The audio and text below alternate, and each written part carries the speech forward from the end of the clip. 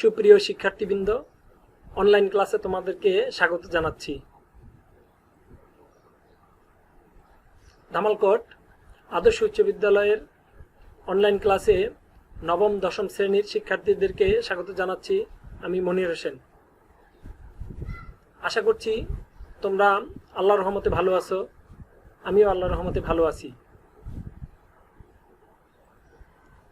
আমরা নবম দশম ও এসএসসি পরীক্ষার্থী 2021 শিক্ষার্থীদেরকে নিয়ে তথ্য যোগাযোগ প্রযুক্তির আমরা আজকে প্রথম অধ্যায় নিয়ে আলোচনা করব।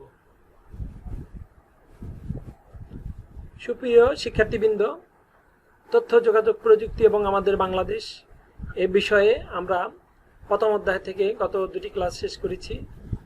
আজকে আরেকটি ক্লাস শুরু করব। আজকের ক্লাসে আমরা আলোচনা করব ই কমার্স ও বাংলাদেশ। আমি তোমাদের পাঠ্য বইয়ের থেকে অংশবিশেষ তুলে ধরছি, তোমরা ভালো করে খেয়াল করো এবং বোঝার চেষ্টা করো। ই কমার্স মূলত সংক্ষিপ্ত রূপ, এর পূর্ণরূপ হলো ইলেকট্রনিক কমার্স ও বাংলাদেশ। তা আমরা যদি ব্যাখ্যাটা এভাবে দেই, অনলাইনে ইলেকট্রনিক মাধ্যমে ব্যবসা বাণিজ্য পরিচালনা করাকেই ই কমার্স বা ই বাণিজ্য বলে। মূলত একজন ক্রেতা ওয়েবসাইটের মাধ্যমে কোনো পণ্য পছন্দ করে তার মূল্য পরিশোধ করেন। এক্ষেত্রে মূল্য পরিশোধের সুযোগ রয়েছে বিভিন্ন ডেবিট বা ক্রেডিট কার্ডের মাধ্যমে, মোবাইল ব্যাংকিংয়ের মাধ্যমে, ক্যাশ অন ডেলিভারি, সিওডি অর্থাৎ কোনো পণ্য প্রাপ্তির পর তার মূল্য পরিশোধের মাধ্যমে। এভাবে আমরা মূল্য পরিশোধ করতে পারি। সিওডি এর পূর্ণরূপ হচ্ছে ক্যাশ অন ডেলিভারি, অর্থাৎ তুমি পণ্যটা হাতে পাওয়ার পরে তারপরে পরিশোধ করবে তোমার মূল্য। আর মোবাইল ব্যাংকিংয়ের মাধ্যমেও সেই পরিশোধ করা যায়, আর ডেবিট বা ক্রেডিট কার্ডের মাধ্যমেও আমরা এই মূল্যটা পরিশোধ করতে পারি। পরবর্তী পেজে যাচ্ছি। বাংলাদেশের কর্মক্ষেত্রে আইসিটি, অর্থাৎ বাংলাদেশের কর্মক্ষেত্রে আইসিটি আমরা কিভাবে ব্যবহার করি, কিভাবে আমরা এই তথ্য প্রযুক্তিটির ব্যবহার করছি। কর্মক্ষেত্রে আইসিটিটা দুই ধরনের প্রভাব লক্ষ্য করা যায়। তোমাদের এটা নৈবেদিক প্রশ্ন হতে পারে, কর্মক্ষেত্রে আইসিটি কয় ধরনের প্রভাব লক্ষ্য করা যায়? দুই ধরনের প্রভাব লক্ষ্য করা যায়। এক, প্রচলিত কর্মক্ষেত্রে ও পুরাতন ব্যবসা বাণিজ্যের আইসিটি ব্যবহার ফলে কর্মদক্ষতা বৃদ্ধি ও বাজার সম্প্রসারণ ঘটছে। আর দুই, হার্ডওয়্যার সফটওয়্যার থেকে শুরু করে ওয়েবসাইট নির্মাণ, রক্ষণাবেক্ষণ প্রভৃতি ক্ষেত্রে আইসিটি নিজেই নতুন কর্মক্ষেত্র সৃষ্টি করছে। বিশেষ করে আউটসোর্সিং এর মাধ্যমে মূল্যবান বৈদেশিক মুদ্রা অর্জন করা সম্ভব হয়েছে। তোমরা এখানে দুইটা ধরন দেখতে পাচ্ছ,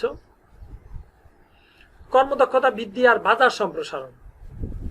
আমাদের এই আইসিটির মাধ্যমে আমরা কর্মদক্ষতা, আমাদের জনবল, আমাদের দক্ষতা বৃদ্ধি পাচ্ছে দিন দিন, এবং আমাদের বাজারটা দেশ থেকে বিদেশে সম্প্রসারিত হচ্ছে। অর্থাৎ আস্তে আস্তে আমাদের বিশ্ববাজারে আমাদের এই আইসিটির প্রভাবটা আমরা লক্ষ্য করছি।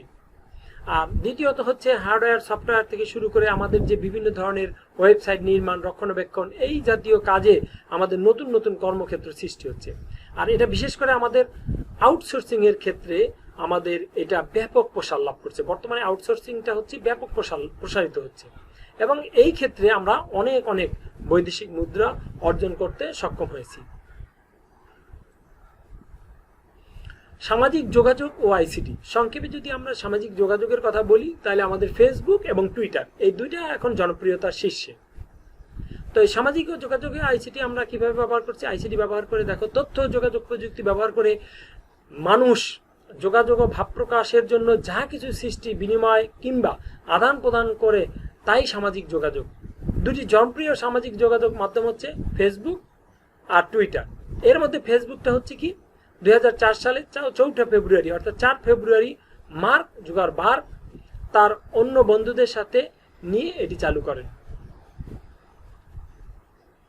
তোমরা এখানে মনে রাখবে, ফেসবুকটা 2004 সালে 4 ফেব্রুয়ারি তোমার চালু হয়েছে, এর প্রতিষ্ঠাতা হচ্ছে মার্ক জুকারবার্গ এবং তার সাথে কিছু তার বন্ধু বান্ধব ছিল। তথ্য যোগাযোগ প্রযুক্তি ব্যবহার করে মানুষ যে যোগাযোগ সৃষ্টি করেছে, প্রকাশ করেছে এবং বিনিময়ে আদান প্রদান করেছে, তার মধ্যে আমরা দুইটা জনপ্রিয় নাম বলছি। একটা আমাদের নাম বলছি আমরা ফেসবুক, আর দ্বিতীয়টা হচ্ছে তোমাদের টুইটার। টুইটারটা কি? টুইটার ব্যবহারকারীদেরকে সর্বোচ্চ 140 অক্ষরের মধ্যে নিজেদের মনোভাব প্রকাশ করতে হয়, তাই একে মাইক্রো ব্লগিংও বলা হয় এবং একটি ওয়েবসাইটও বলা হয়। মাইক্রো ব্লগিংয়ের একটি ওয়েবসাইটও বলা হয়। আর এই 140 অক্ষরের এই বার্তাকে, খুদে বার্তাকে আমরা সংক্ষেপে টুইট নামে আখ্যায়িত করতে পারি, অর্থাৎ 140 অক্ষরের বার্তাকে বলা হয় টুইট। তোমাদের এই ধরনের একটা নৈবেদিক প্রশ্ন হতে পারে, সেটা হলো কত অক্ষরে বার্তাকে টুইট করা সম্ভব? 150, 100, 200, 145।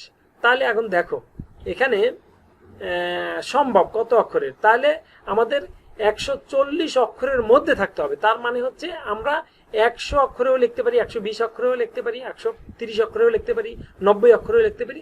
তার মানে হচ্ছে যে এই প্রশ্নটা তোমাদের 140 অক্ষর হতে হবে তা কিন্তু নয়। এখানে 100 অক্ষরের আছে, 145 অক্ষর তুমি লিখতে পারবে না। এই জন্য আমরা এটা সঠিক উত্তরটা হবে এখানে 100 অক্ষরের মধ্যে। বিনোদন ও আইসিটি। যদি আমরা বিনোদনের ক্ষেত্রে যদি তথ্য প্রযুক্তি প্রয়োগ করি, সেই ক্ষেত্রে আমরা দুই ধরনের পরিবর্তন হয়েছে বিনোদনের ক্ষেত্রে। একটা আমরা আলোচনা করতে পারি, সেটা হচ্ছে বিনোদন গ্রহণ প্রক্রিয়ার মৌলিক পরিবর্তন। টেলিভিশন, কম্পিউটার, ইন্টারনেট প্রভৃতির মাধ্যমে মানুষ এখন ঘরে বসেই বিভিন্ন ধরনের বিনোদন উপভোগ করতে পারছে। আর একটা হচ্ছে বিনোদনের মাধ্যমগুলোর গুণগত পরিবর্তন। একটা হলো বিনোদন গ্রহণের প্রক্রিয়ার মৌলিক পরিবর্তন, আর একটা হলো বিনোদন মাধ্যমগুলোর গুণগত পরিবর্তন।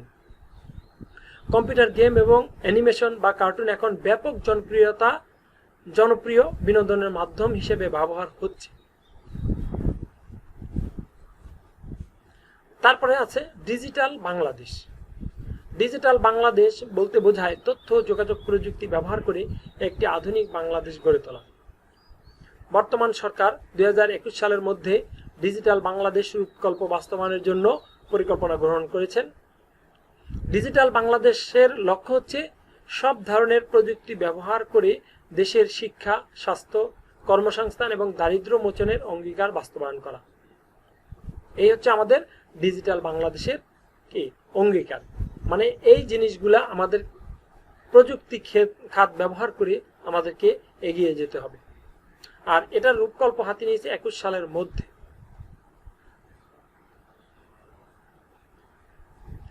ডিজিটাল ও বাংলাদেশের পেছনের মূল কথাটি হচ্ছে দেশের মানুষের জন্য গণতন্ত্র, মানবাধিকার, স্বচ্ছতা, দায়বদ্ধতা এবং সুবিচার নিশ্চিত করা এবং সেগুলোর জন্য প্রযুক্তির সর্বোচ্চ ব্যবহার করা।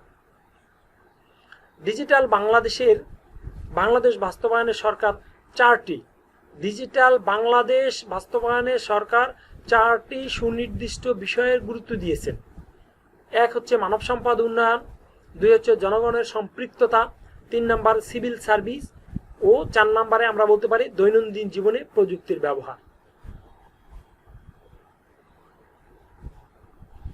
ডিজিটাল ও বাংলাদেশ।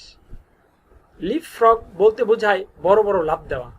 লিপফ্রগ তোমাদের রিডিং এ আছে, লিপফ্রগ বলতে বোঝায় বড় বড় লাফ দেওয়া। 2018 সালের 12ই মে বাংলাদেশ বিশ্বের 57তম রাষ্ট্র হিসেবে নিজস্ব স্যাটেলাইট বঙ্গবন্ধু স্যাটেলাইট মহাকাশে প্রেরণ করে এবং এটি আমাদের বাংলাদেশের জন্য একটি গৌরবোজ্জ্বল বিষয় যে বঙ্গবন্ধু স্যাটেলাইট 1 2018 সালে আমরা উৎক্ষেপণ করতে সম্ভব হয়েছে এবং পুরা বিশ্বের ভিতরে বাংলাদেশ 57তম দেশ হিসেবে বিশ্বের দরবারে আবির্ভূত হয়েছে। তাদের নিজস্ব স্যাটেলাইট হিসেবে উৎক্ষেপণ হিসেবে আমরা 57তম দেশের তালিকায় আমরা পড়েছি। তাহলে বাংলাদেশের নিজস্ব স্যাটেলাইট কোনটি, এরকম যদি একটা প্রশ্ন আসে তাহলে বঙ্গবন্ধু স্যাটেলাইট যদি আসে সেই উত্তরটা সঠিক হবে না। বঙ্গবন্ধু স্যাটেলাইট 1 থাকতে হবে। বঙ্গবন্ধু স্যাটেলাইট আছে, বঙ্গবন্ধু স্যাটেলাইট 1 আছে, তাহলে সঠিক উত্তরটি হবে বঙ্গবন্ধু স্যাটেলাইট 1। তাহলে আমরা আমাদের ক্লাস আজকের মতো এখানেই শেষ করছি। তোমাদের লেখাপড়ার মান উত্তরোত্তর বৃদ্ধি পাক এই প্রত্যাশা করছি। পরিশেষে সবাইকে আবারও প্রীতি ও শুভেচ্ছা জানিয়ে আজকের ক্লাস আমরা এখানেই শেষ করছি। আল্লাহ হাফেজ।